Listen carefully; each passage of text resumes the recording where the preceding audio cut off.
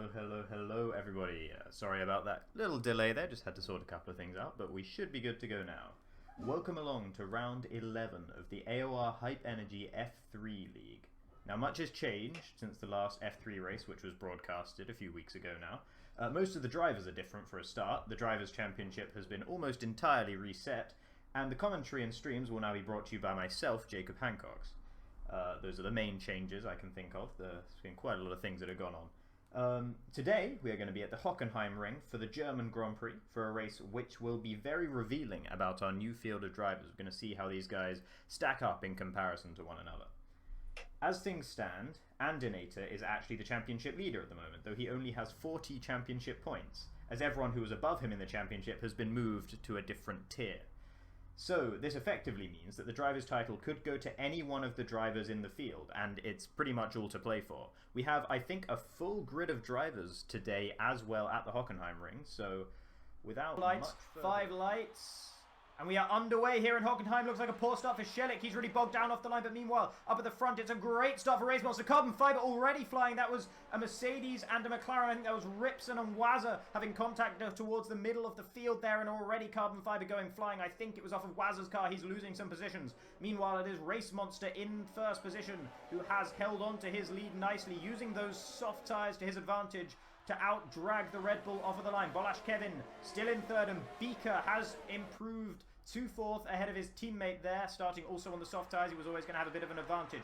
Shelik looking like he's under pressure here from the lead Mercedes of JSR at the moment. Pushes him out wide a little bit there. Will JSR be able to fight back now? Down in towards the flat-out right-hander here of turn 7. No, he will not. And so he's going to settle behind, or is he? A very ambitious move up the inside there for JSR, and he almost lost his nose as Shelik cut across to take the racing line for that corner. Wouldn't have been anything wrong from the Haas driver there if there had been contact. It was a very ambitious move. And Blue has left the session. Blue 24, one of the Renault drivers, has left the session. Jezza, by the way, with a lightning start to be up in 9th position already. There's a Mercedes on his outside, though, through the Sachs curve. They're going to be going side by side through the third sector. A bit of ghosting going on here, but Wazza has been able to reclaim that position. He was down in 13th at one point off the start, but he has improved back up to 9th. So a good recovery in the second half of the opening lap for the Mercedes driver, even if he has taken a little bit of damage on his front wing, though it looks like it was Ripson that took the damage because he has been forced to head into the pits at the end of the opening lap. So unfortunate start to the race for the German McLaren driver. Meanwhile, out at the front, it is Race Monster leading the way, but he's not dropping Camille. Camille is still well within DRS range of the leader.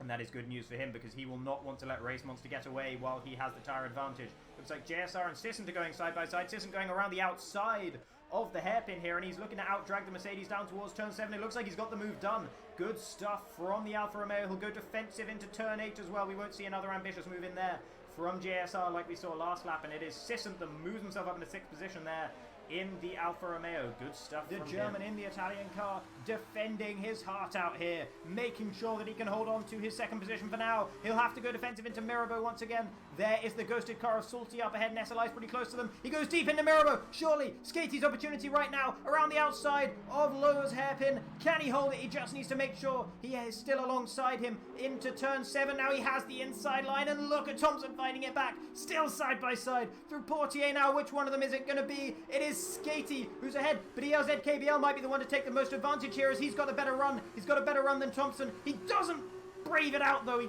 just gets out of the throttle through the tunnel, and Skatey defends once again. Thompson just about keeping himself alongside, but he gets a 3-second time penalty. Has to cut across the inside of the Nouvelle Chicane, and it looks like it's Skatey that has taken the position away finally. But meanwhile... What a performance, ladies and gentlemen. Your 9th race winner this season so far, and we're only just over halfway. It is Lemon in his debut race. What an opening lap it was from the Polish driver, and what a race it was thereafter, battling away the challenge from Tudor behind him for the opening few laps, and then just imperious pace out there at the front. Skatey comes home in a solid second position after taking pole position, and Richie B in third as well. Decent performance from him. That is, of course, where he qualified. Cameron B will be very happy with fourth, continuing his point-scoring streak, which has been in place since the very start of the season, and Dominic showing that his upturn in form at Austria was no fluke with a very solid 5th position as well in the Prema. Tudor, having come into the pits, it was the wrong decision to make a pit stop in this race and could only recover his way back up to 6th position. He'll be disappointed with that. Mo, good performance to get 7th after a spin as well. It could have been a little bit better for the American driver in the Trident, but he'll be happy with those points nevertheless. And it was Thompson that was able to hold off the challenge from Joel and take reverse grid pole and 8th position here after a relatively poor qualifying. That is some solace at least for the Prema driver. Joel and then ERZKBL rounding out the top 10.